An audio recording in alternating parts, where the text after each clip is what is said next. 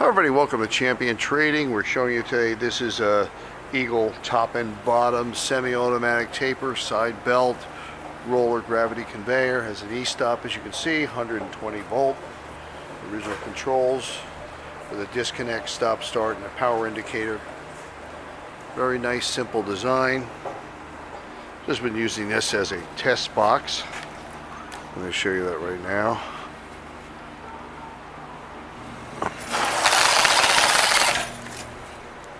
And really nice. And these aprons you see on each end, they do come off. They pop off. They're just connected inside here. You see a nice little button. You lift and take them off. You need to squeeze into a tight spot or mesh to another conveyor or shorten up a little bit. We have a number of these in stock, as well as lots of other top and bottom tapers, both automatic and semi-automatic.